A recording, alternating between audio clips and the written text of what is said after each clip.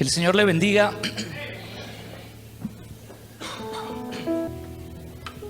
Quiero disculparme con usted antes de comenzar a predicar porque he estado malo estos días.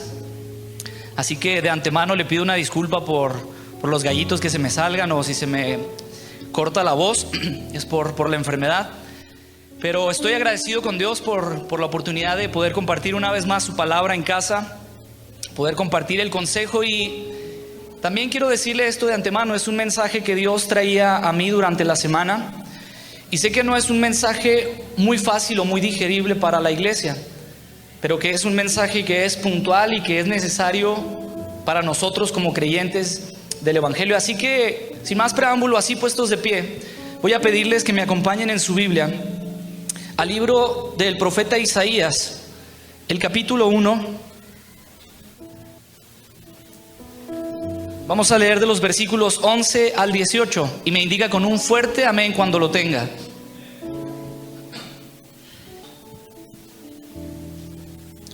Isaías 1, versículo del 11 al 18. Amén. Dice así la palabra de Dios: ¿Para qué me sirve, dice Jehová, la multitud de vuestros sacrificios? Hastiado estoy de holocaustos de carneros y de cebo de animales gordos. No quiero sangre de bueyes, ni de ovejas, ni de machos cabríos. ¿Quién demanda esto de vuestras manos, cuando venís a presentaros delante de mí para hollar mis atrios? No me traigas más vana ofrenda. El incienso me es abominación, luna nueva y día de reposo. El convocar asambleas no lo puedo sufrir. Son iniquidad vuestras fiestas solemnes. Vuestras lunas nuevas y vuestras fiestas solemnes las tiene aborrecidas mi alma.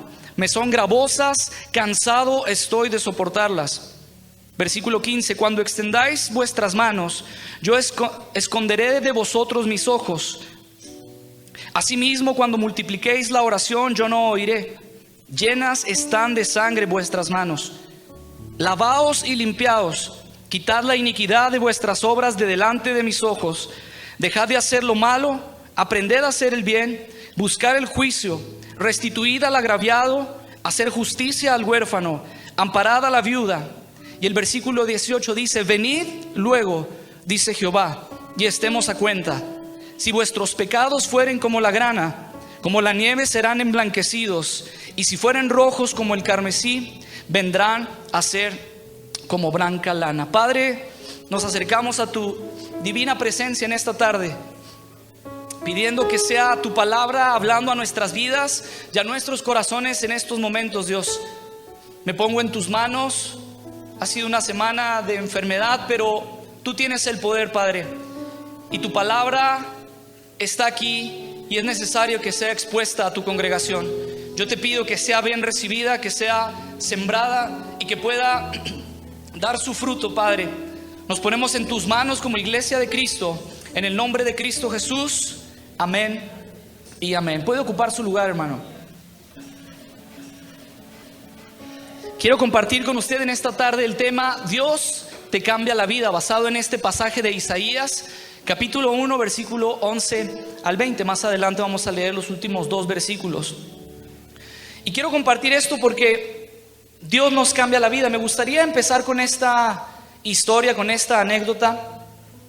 Usted puede ver en la pantalla a 3 muchachos guapos. Si no los ubica bien, bueno, el de verde es Pedro, el de en medio es Arnoldo y el de la orilla con lentes, ese soy yo. Detrás de las orejas estoy yo. Esa ocasión nosotros teníamos la intención de hacer un viaje, queríamos hacer una excursión, queríamos salir de la ciudad, queríamos salir a la sierra, pero no nos queríamos ir como siempre íbamos o como nos organizábamos comúnmente. Esta vez queríamos arriesgarnos, queríamos aventura, queríamos irnos, como se conoce, de mochilazo. Así que nos fuimos al pasito unos días antes, anduvimos en los tiraderos buscando nuestras mochilas, esas que tienen sus tubos para el camping.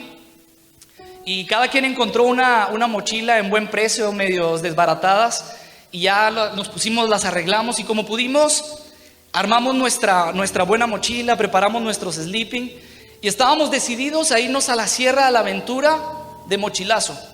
Pero ya cuando estábamos en esta situación, había algo que necesitábamos nosotros.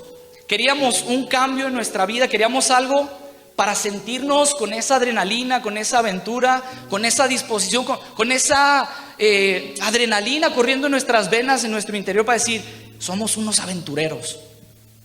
Así que estábamos en mi casa y mi papá siempre ha tenido maquinitas para cortar el cabello, para la barba. Y dijimos, pues vamos a pelonarnos. Si nos pelonamos nos vamos a ver bien malos. Y usted puede ver esas 3 características. Estamos muy flaquitos, yo creo que ya soy el más gordito. Estamos muy contentos, pero estamos muy pelones también. Y es que queríamos un cambio que nos hiciera ver agresivo. Queríamos algún cambio que nos marcara. Entonces salimos a la cochera para no hacer mucho tiradero dentro de la casa y agarramos la maquinita. No recuerdo quién fue el primero que se animó, si Arnoldo o yo. Pero empezamos a raparnos con el cepillito número 2. Usted ubica más o menos lo de las maquinitas. Y empezamos con el cepillito. Pedro era el más renuente, como que decía, no, es que así tan agresivo no me quiero ver. Y ya cuando terminamos de pelonarnos, Arnoldo y yo le quito el cepillito a la maquinita para limpiarlo. Y en eso estábamos viéndonos pelones, riéndonos. Y Pedro agarra la maquinita y dice, vamos, órale pues. Y se pasa la maquinita sin el cepillo 2. Se trasquiló aquí con la máquina 0. Tuvimos que ir con mi tío Joel para que le arreglara el pelo. Parecía soldadito, usted lo puede ver ahí. Bien pelón de aquí y luego como una cacerolita aquí arriba. Porque queríamos vernos malos, queríamos vernos aventureros, queríamos sentir un cambio en nuestra vida.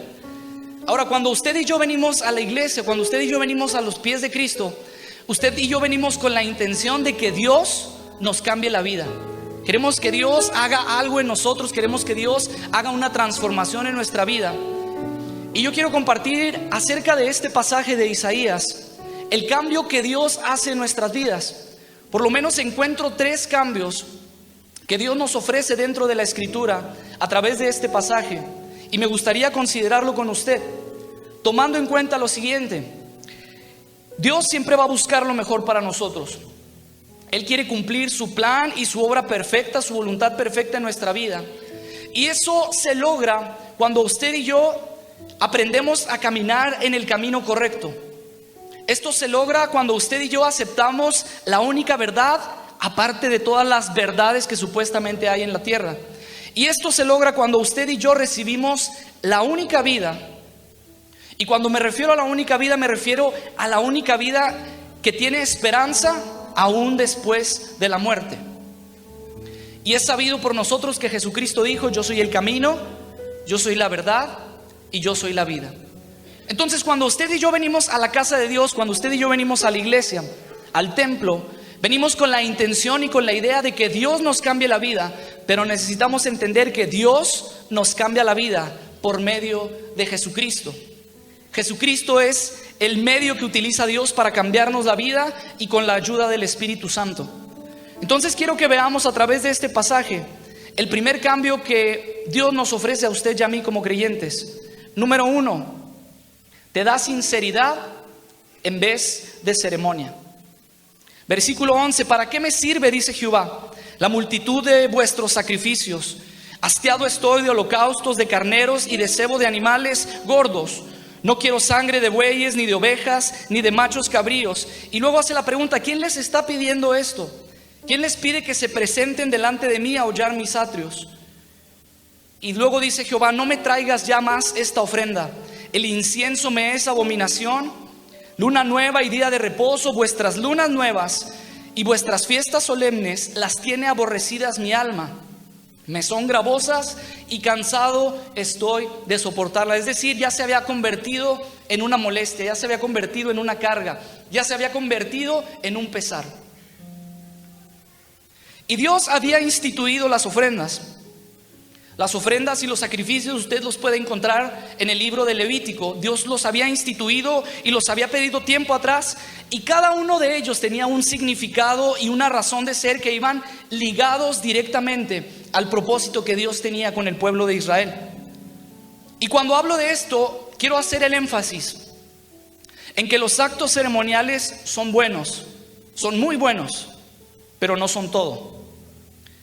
Había algo especial y sagrado dentro de ellos, dentro de los sacrificios, dentro de las ofrendas y las asambleas que Dios mismo había pedido a su pueblo. Eran por lo menos 7 fiestas, y 5 ofrendas. Quiero rápidamente compartírselas para que usted tenga una idea de las fiestas que celebraba el pueblo de Israel y de las ofrendas que daban, y que eran tan especiales y tan importantes, pero que habían llegado a ser una carga, como dice la palabra, la escritura en este momento, una carga para Dios. La primera es la Pascua. El significado de la Pascua era emblemático para el pueblo, ya que con ella conmemoraban y recordaban cómo Dios los había sacado de mano de los egipcios, de la mano dura opresora de Egipto. Cuando Dios manda las plagas para que Faraón por fin deje ir a sus hijos de Israel, nosotros encontramos en la escritura que pasaba una plaga y parecía que Faraón los iba a dejar ir, pero después la Biblia dice, y Dios endurecía el corazón de Faraón, y Faraón decía, no se van. Así estuvo con todas las plagas hasta la muerte de los primogénitos. La escritura nos narra que los primogénitos de todos los egipcios murieron en esa noche, pero ningún primogénito del pueblo de Israel falleció en esa noche. Y cuando conmemoraban la Pascua, recordaban cómo Dios con su mano poderosa había obrado de manera impactante en ese momento y en ese lugar, y los había sacado de allí. Después tenemos la fiesta de los panes sin levadura. Esta fiesta seguía inmediatamente después de la fiesta de Pascua, es decir, no había espacio entre fiesta y fiesta, y duraba una semana. Y esta fiesta consistía en precisamente comer los panes sin levadura, porque anunciaba o manifestaba una apurada preparación y una buena disposición para partir. Es decir, no se enfocaban tanto en durar mucho tiempo cocinando, porque cuando iban avanzando y que el pueblo, que los egipcios iban detrás del pueblo de Israel, entonces ellos necesitaban comer rápido, hacer los panes sin levadura y salir. Y esta fiesta era lo que conmemoraba. Tenían los panes sin levadura, que después llegó a ser símbolo del pecado.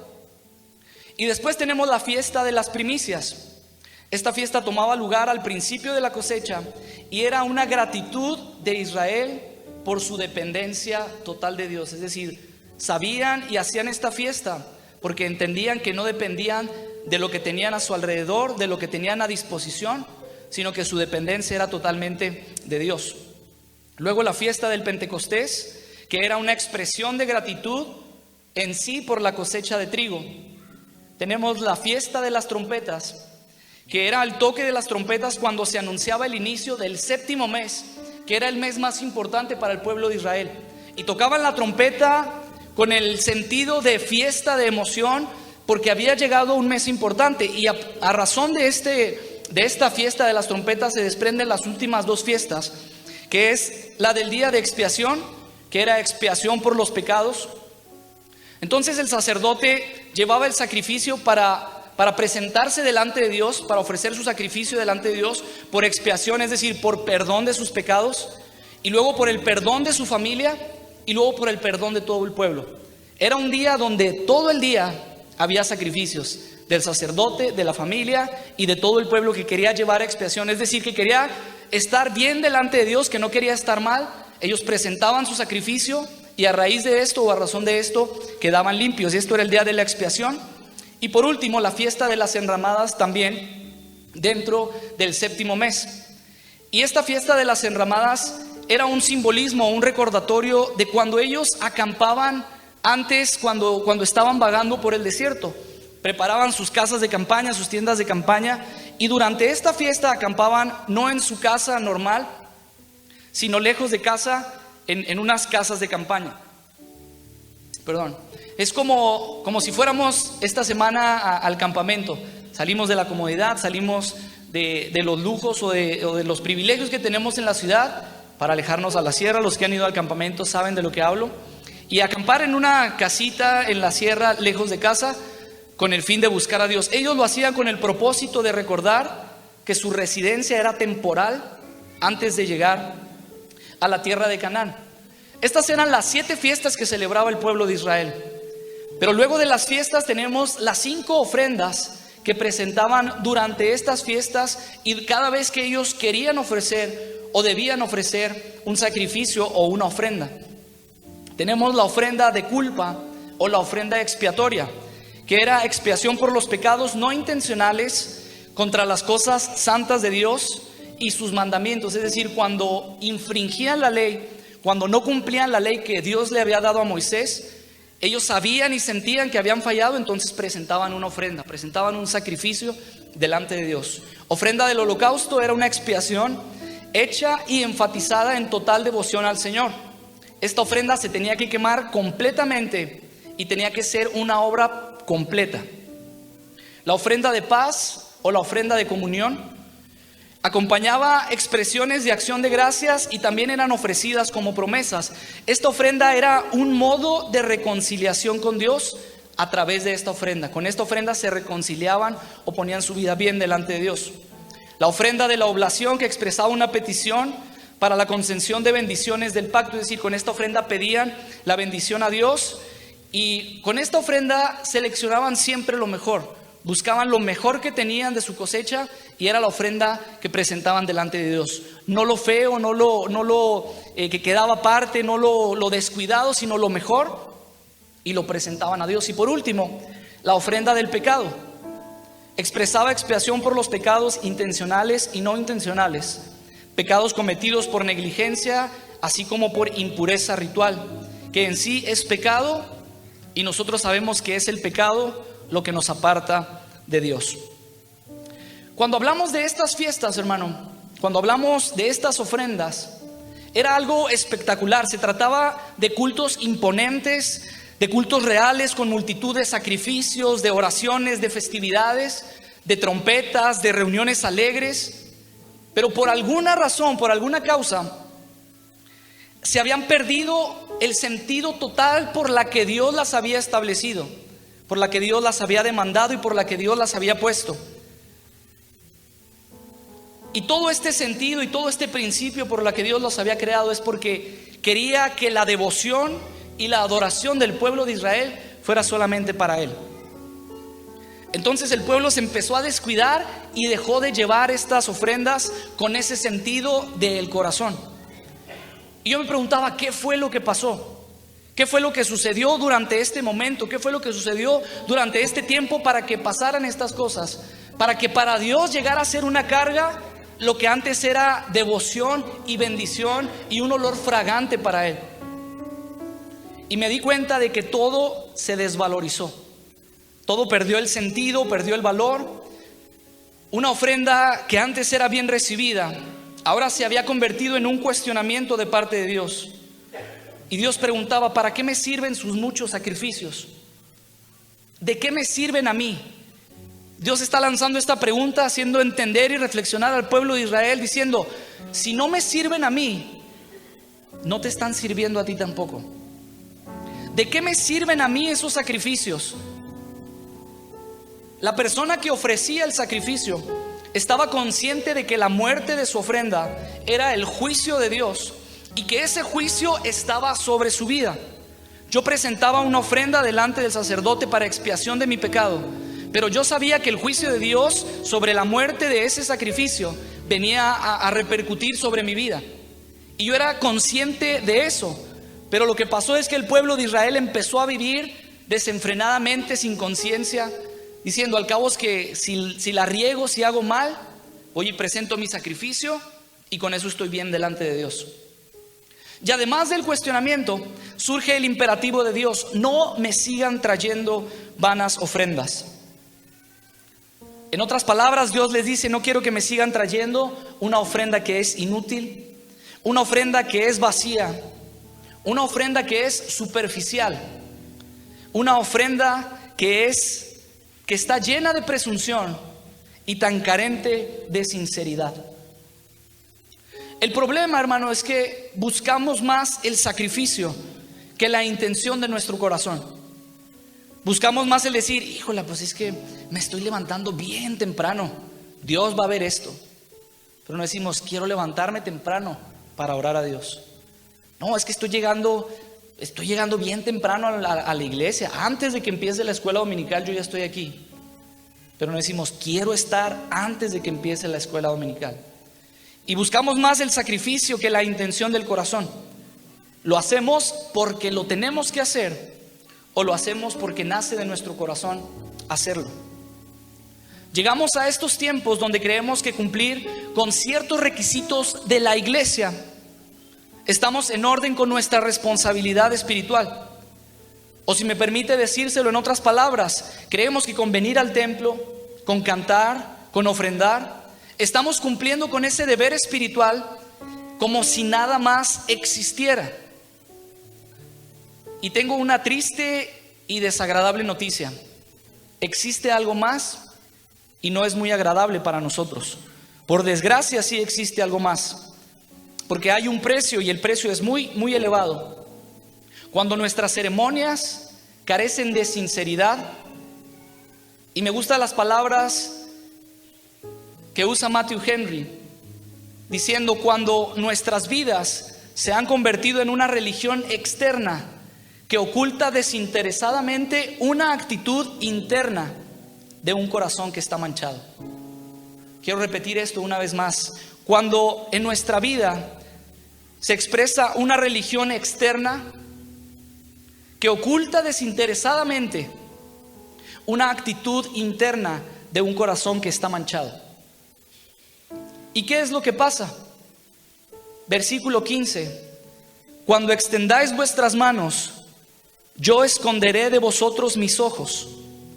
Asimismo, cuando multipliquéis la oración, yo no oiré, porque llenas de sangre están vuestras manos. Cuando la Biblia hace referencia al extender las manos, se refiere al pedir esa ayuda. Como un náufrago cuando está en la isla, que levanta sus manos y que ve a los rescatistas y dice: aquí estoy, aquí estoy. Como un civil o como una persona normal, cuando está siendo acosada por un vago o por alguien que quiere hacerle daño y de repente ve a un policía, lo primero que hace es: auxilio, ayúdeme, acá estoy, policía. O como nosotros lo hemos experimentado muchas veces cuando estamos en esa terrible necesidad y que levantamos nuestras manos y decimos: Dios, por favor, escúchame, ayúdame. Y la palabra de Dios dice: pero cuando ustedes traigan esa oración, yo voy a hacer que no los veo. Los veo, pero voy a hacer que no los veo. Y yo creo que eso es algo que nos ha pasado a todos nosotros alguna vez en la vida. Esas veces que usted va al banco, o que va al súper, o que está en la calle y que se encuentra a un hermano de la iglesia y que usted lo ve y que la hermanita lo ve a usted y luego la hermanita se voltea rápido así como: no lo vi, no lo vi. Lo ve, pero hace que no lo ve. Y todavía vemos unos descarados que llegamos y: hola hermana, Dios le bendiga. Y todavía dice: hermano, no lo había visto, ¿cómo está? Lo ve, pero hace que no lo ve. Y dice: cuando eleves tu oración, voy a hacer que escucho, pero no escucho. Vas a elevar, vas a multiplicar, vas a orar y vas a orar y vas a orar, pero no va a suceder nada. Y cuando yo leía esto, me recordaba yo cuando estaba niño, tenía un sueño recurrente, no sé si algunos de ustedes lo tuvieron, pero yo estaba en el sueño y sentía que era perseguido por algo o por alguien, y trataba de correr y como que las piernas las tenía pesadas y no podía correr y me desesperaba, y de pronto veía que estaba mi papá o que estaba mi mamá, y yo decía: qué alivio, y trataba de gritarles para decirles: ayúdenme, me están persiguiendo, y por más que trataba de hablar, no podía hablar. No sé si a usted le pasó o si yo soy el único extraño con esos sueños, pero me imagino que ha de haber sido igual para el pueblo de Israel. Cuando eleves tu oración, por más que intentes sacar o por más que multipliques esa oración, Dios dice: no la voy a escuchar. Y uno se preguntará: pero ¿por qué Dios no quiere escuchar esta oración? Y la respuesta está en el mismo versículo: porque tus manos están manchadas.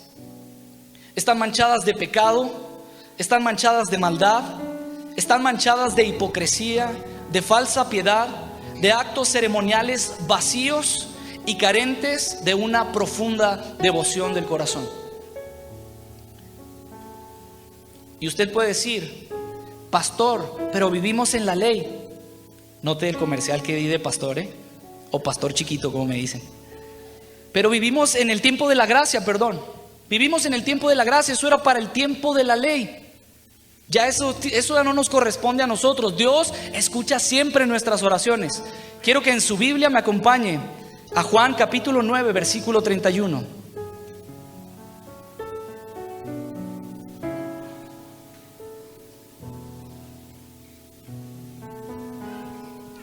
Dice la palabra de Dios en el Nuevo Testamento, en la dispensación o en el tiempo de la gracia. Y sabemos que Dios, ¿qué? No oye a los pecadores.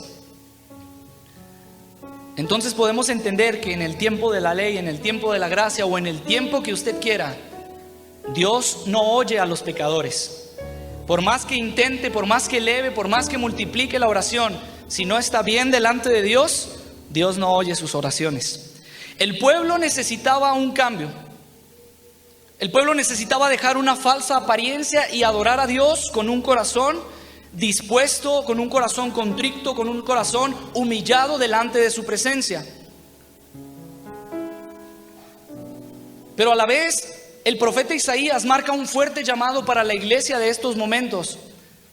Para nosotros como iglesia Monte de los Olivos, donde nos dice: necesitamos un cambio que es por medio de Cristo, para que nosotros dejemos las ceremonias vacías, para que nosotros adoremos con la intención de adorar, para que nosotros no levantemos las manos porque el pastor dice: levanten sus manos, para que nosotros doblemos las rodillas porque nosotros queremos doblar las rodillas y nadie nos dice: híncate para que ores.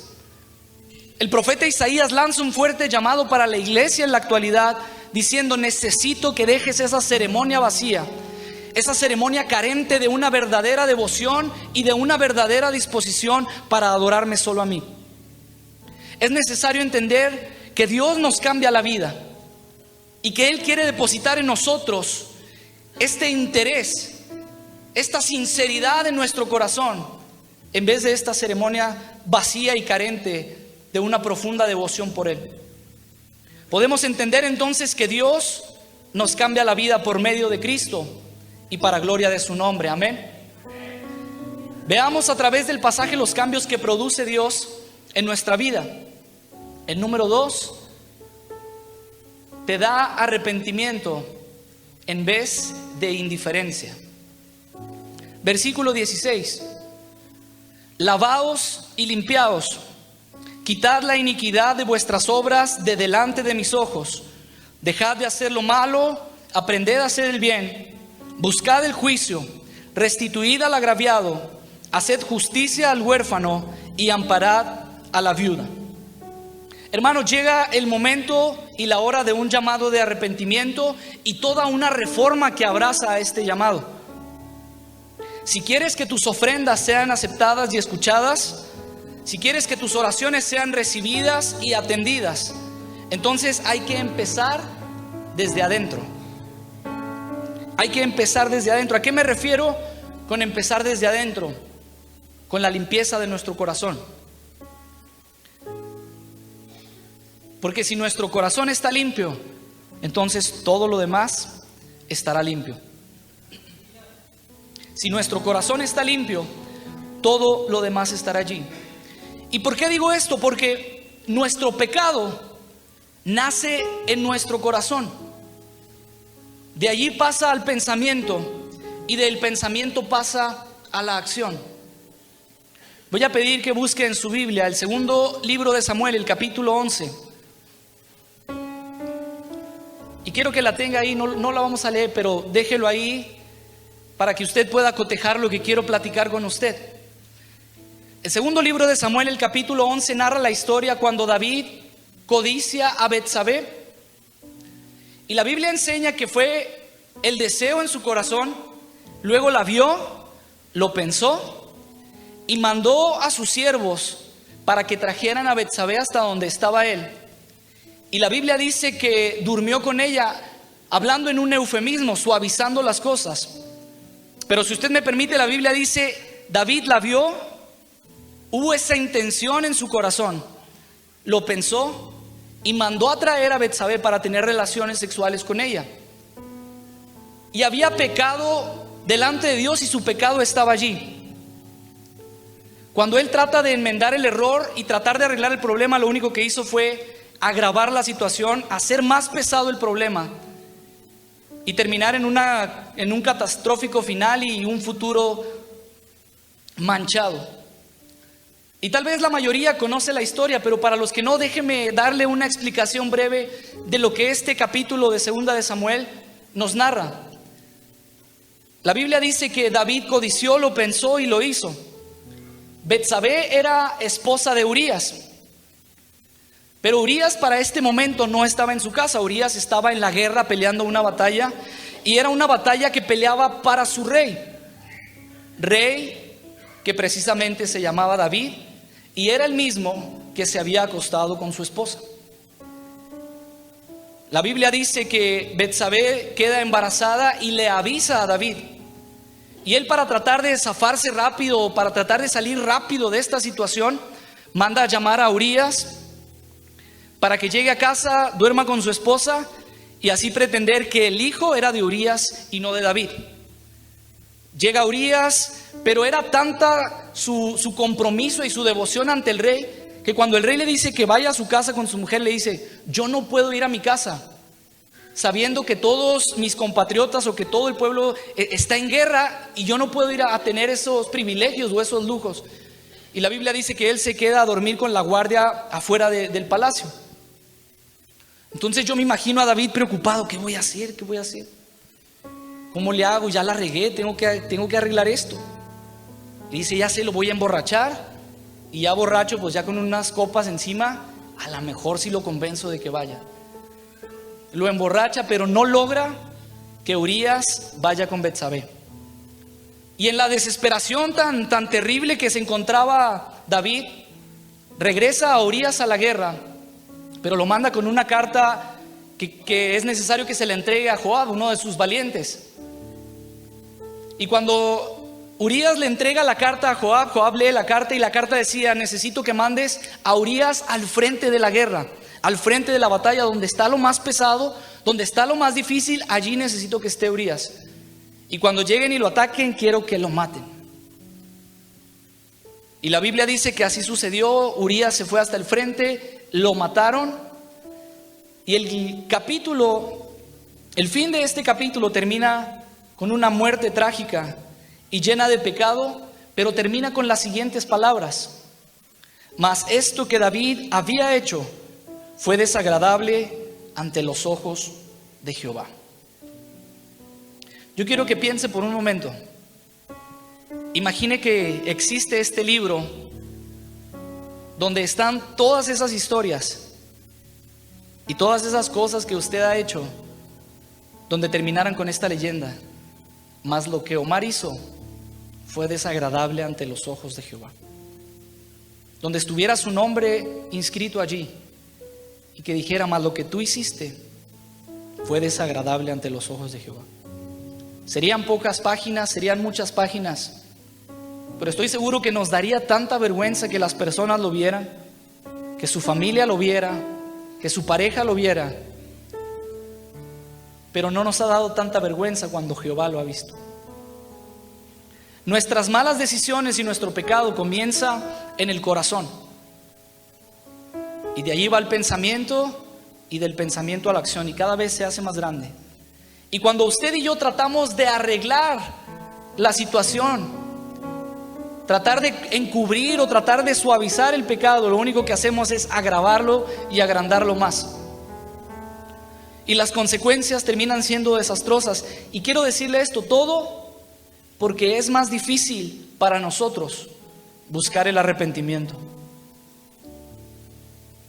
Isaías dice: lavaos y limpiaos. Dios nos ofrece la forma correcta de salir adelante, pero el arrepentimiento cuesta, y muchas veces por ese precio preferimos pagar con nuestra indiferencia. Preferimos hacer oídos sordos a la palabra. Preferimos no escuchar o decir: eso no es para mí, yo estoy bien.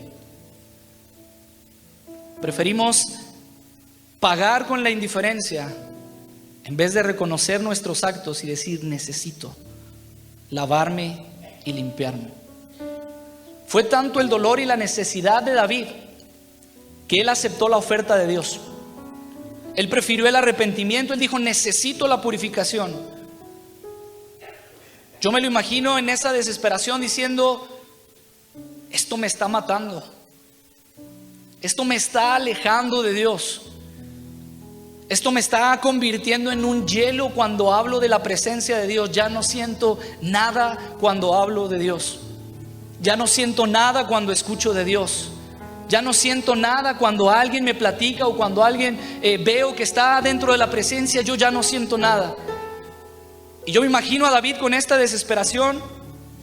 Y el Salmo 51 versículo 2 dice: lávame más y más de mi maldad y límpiame de mi pecado. Es decir, lávame, límpiame. Necesito que esa mancha que ha marcado o que ha ensuciado mi corazón esté limpia. Porque vuelvo a lo mismo: si el corazón está sucio, todo lo demás está sucio. Pero si el corazón está limpio, todo lo demás está limpio.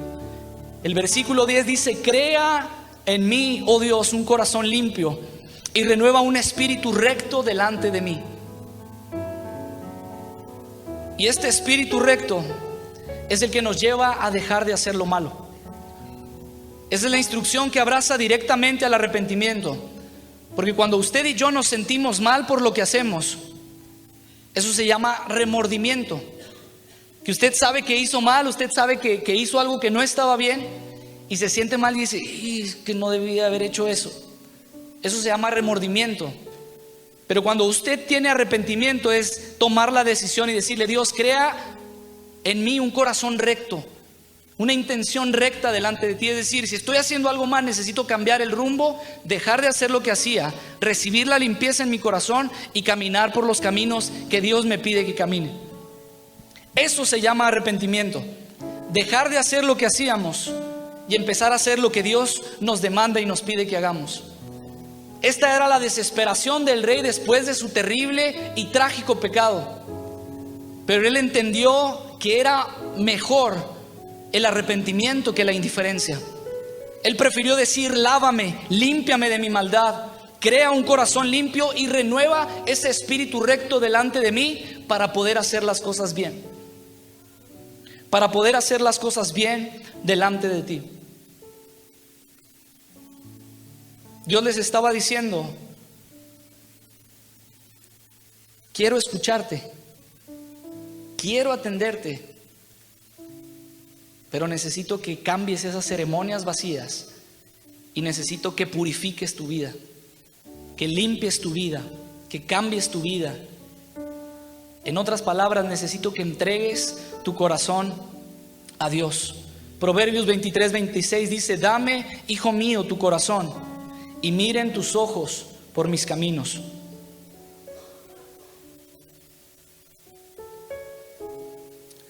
El pueblo manejaba esta idea errónea de que podía vivir como quisiera siempre y cuando cumpliera con su sistema sacrificial, siempre y cuando asistiera a las fiestas, siempre y cuando llevara su sacrificio, su holocausto, siempre y cuando presentara su ofrenda. Ellos se sentían que estaban bien delante de Dios y que podían hacer lo que querían. Pero en lugar de confiar en el ritual religioso, lo que Dios estaba pidiendo y demandando de ellos era una obediencia y una devoción pura de corazón. Con esto quiero terminar y me gustaría que los muchachos de la alabanza vinieran a este lugar.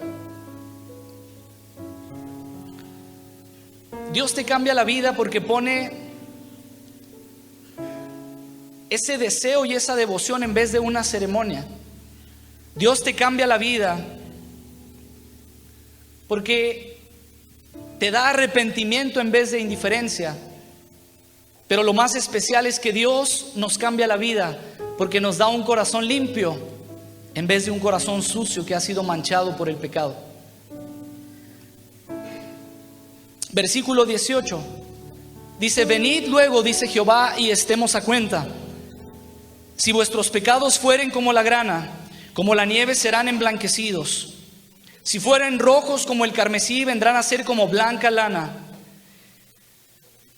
Y el versículo 19 y 20 me sorprenden porque dicen: si quisiereis y oyereis, comeréis el bien de la tierra. Si no quisiereis y fuereis rebeldes, seréis consumidos a espada, porque la boca de Jehová lo ha dicho. Esto es lo que quiero decirle a usted. Hay una vida nueva, una vida limpia, un corazón limpio, un corazón transformado para nosotros. Y quiero hacer esta apreciación porque muchas veces este versículo se utiliza para evangelizar, para hablar a personas que no han conocido de Cristo, que no han recibido el perdón de sus pecados. Pero si vemos el pasaje, Dios está hablando al profeta Isaías porque eran sus hijos los que habían olvidado, los que habían descuidado esto. Y Dios nos hace un llamado en esta hora a usted y a mí. ¿Qué es eso que estás haciendo y que es necesario que dejes de hacer?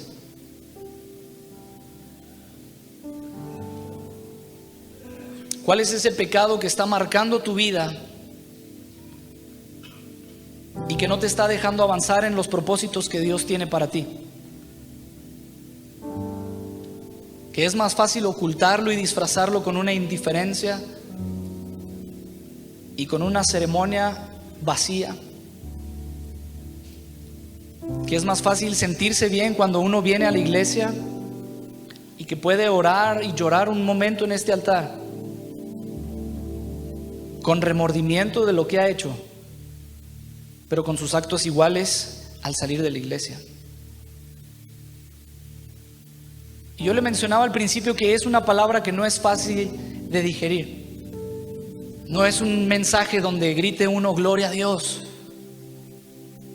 pero es una confrontación necesaria que usted y yo como iglesia tenemos que tener delante de Dios.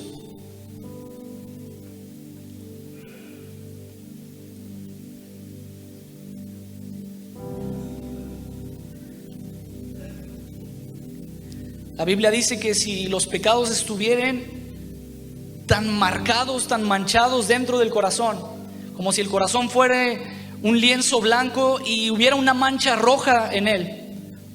La grana era un tinte rojo producido por un gusano y que era muy difícil de quitar. Y el carmesí era una tela que estaba manchada o pintada de un rojo negruzco, un rojo que era más negro, más pesado. Pero Dios habla a través del profeta Isaías y le dice: aunque tu pecado esté tan manchado, tan abrasado, no importa lo que hayas hecho. No importa lo que hayas hecho. Él te da un corazón limpio en vez de ese corazón manchado. Él te da la oportunidad de cambiar ese lienzo y poner un corazón blanco, un lienzo blanco nuevamente.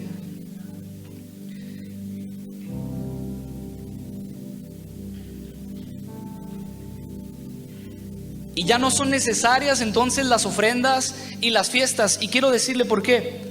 Quiero que vaya conmigo a Hebreos, capítulo 10, versículo 14. Y mientras lo busca, voy a invitarlo a que se ponga de pie.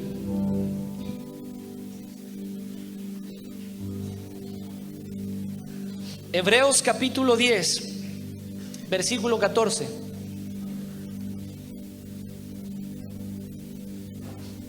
Y quiero que la palabra de Dios ministre su vida en esta tarde.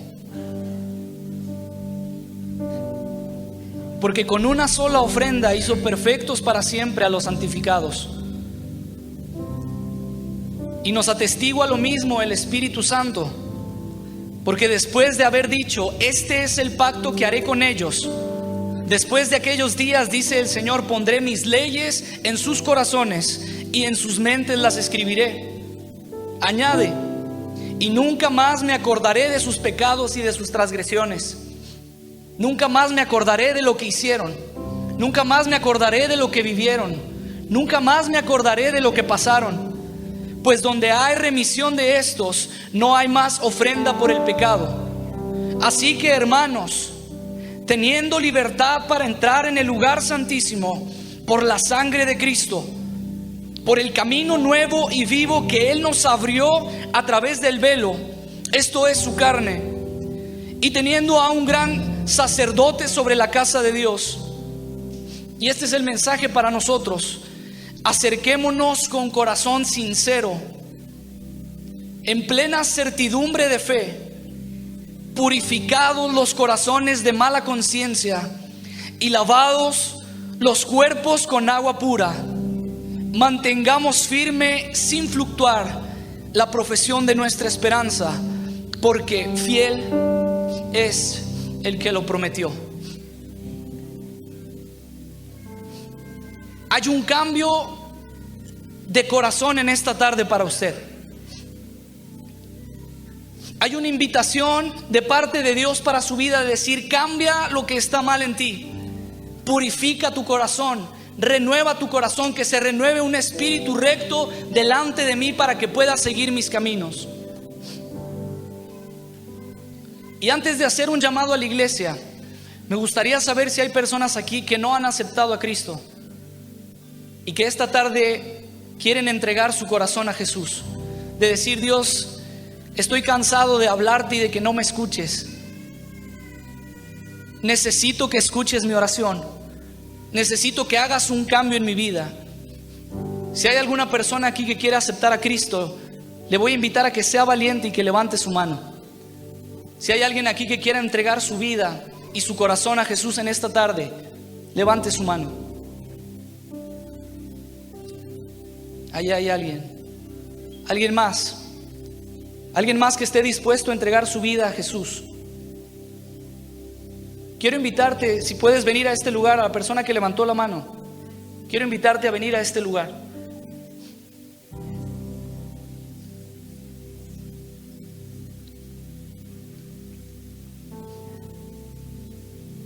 Es un momento especial donde el Creador se encuentra con la creación y donde hemos reconocido que necesitamos de Dios. Voy a invitarle a usted, iglesia, que cierre sus ojos por un instante. Y voy a pedirte a ti que repitas esta oración con todo tu corazón y con el deseo de tu vida. Señor Jesús, te entrego mi vida en esta tarde. Te reconozco como Señor y Salvador de mi vida.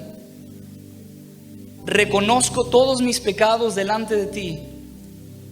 Y sé que tú los lavaste y me limpiaste a través de tu sacrificio en la cruz del Calvario. Te entrego mi vida y mi corazón. Sé tú, Señor y dueño de mi vida.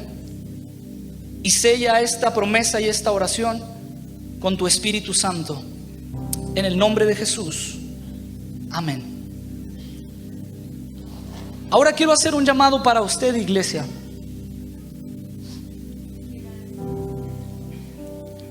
Para usted que ha pensado que por venir a la casa de Dios está bien delante de Dios. Para usted que ha pensado que cantar, que traer su ofrenda o que asistir simplemente a la iglesia es estar bien delante de Dios. Yo quiero invitarlo a que vengamos a este lugar y que juntos le digamos: Dios, necesito que limpies mi corazón. Y yo soy el primero.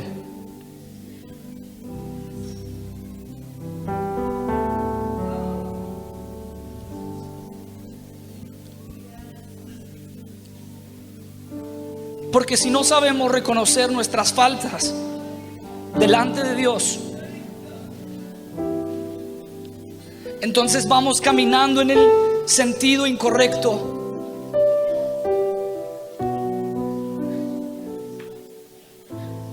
Porque si no sabemos reconocer las cosas que estamos haciendo mal, ¿cómo queremos que Dios escuche nuestra oración?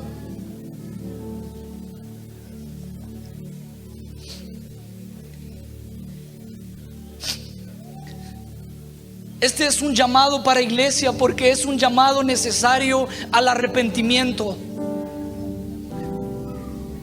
Porque queremos que Dios use nuestras vidas. Porque queremos que Dios obre en nuestras vidas.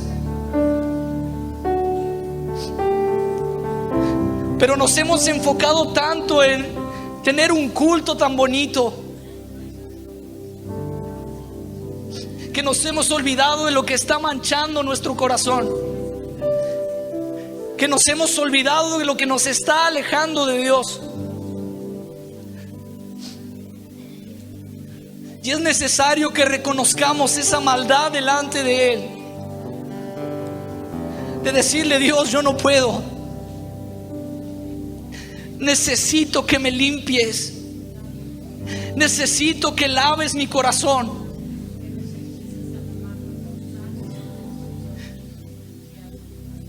Con sus palabras, en su oración, que juntos le podamos decir a Dios: límpiame, cambia mi corazón.